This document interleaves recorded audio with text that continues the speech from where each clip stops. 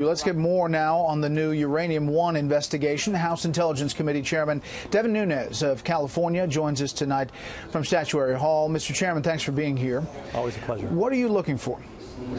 Well, first and foremost, we want to find out whether or not the FBI or DOJ or both had an investigation, open investigation at the time that this deal was approved by several government agencies called CFIUS. I don't want to get into that, but basically it had to have approval from several cabinet level people, including Secretary Clinton. You know, Secretary Clinton is still on her book tour. She was on C-SPAN, asked about this and the potential for an investigation. Here's what she said. The closer the investigation about real Russian ties between Trump associates and real Russians, the more they want to just throw mud on the wall, and I'm their favorite target, me and, you know, President Obama. We're the ones that they always like to put into the crosshairs. It's the same baloney they've been peddling for years, and there's been no credible evidence by anyone. Your reaction to that? Yeah, so the difference here is whether or not there was an open FBI investigation into this matter. So, look, we've been communicating back and forth through different channels with this informant. As you are well aware, this informant came publicly out last week. So now this actually has upped the stakes in this. We want these people to come forward and share with Congress what they know. If, in fact, there was an investigation, Brett, I don't see how this can be something easy that we can just look past. You're talking about major decisions that were made at a time when we were resetting relations with Russia that actually happened to benefit, the Clinton Foundation, perhaps other avenues. We don't know yet. But look, I don't believe that this informant is lying. I think he was working for the FBI, but that's part of what the initial probe is going to get to the bottom of. There was a gag order on this FBI informant.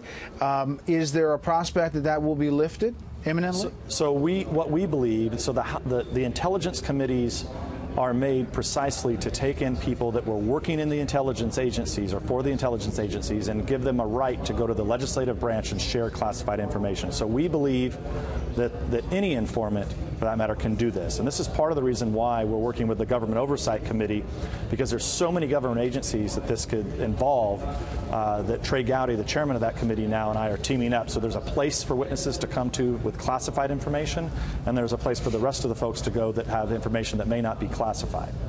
We should point out that people can go online and see the original stories that we did on Fox News Channel about this, tied to the book Clinton Cash and the questions that raised, but this is a different level. I want to turn to another part of a different investigation, and that is this dossier, the Fusion GPS folks. How would you describe the attitude of Democrats on the Intelligence Committee towards the probing of the origins of this so-called dossier and how they're accepting that? Well, look, to me it looks like they're obstructing the investigation. Look, this is now in the courts. The House General Counsel is now representing the Congress in this. This is because Fusion GPS has went to the court on this matter. We believe that we're going to have this matter, I think, fixed within the next week or so, and we believe that we will receive the financial records of Fusion GPS, because we want to know a few things. Number one, starting with who paid Christopher Steele. Did they pay, and if so, how much? And then also, who paid them? Was it Republican donors, Democratic donors, both? Were they on the payroll of any Russian companies? This is all extremely pertinent information to the ongoing Russia investigation. And as you know, as chairman of this committee, it is my job to enforce these subpoenas. Right. So we've been working on that. So, as we stand here, who do you think bankrolled this dossier? You know what? I still have no idea. And I think that's the problem.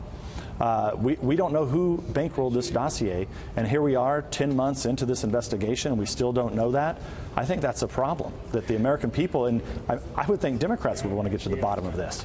Not surprisingly, Mr. Chairman, there's a conventional wisdom in the media. This is from CNN, Chris Saliza. For months, congressional Republicans have watched in a combination of wonderment and terror as President Donald Trump has swerved all over the political world, picking fights, fueling controversies, and generally speaking, making a mess of things. On Tuesday, Republicans finally took some action, doing one of the only things left to them. They launched investigations of the past Democratic administration and the last Democratic presidential nominee.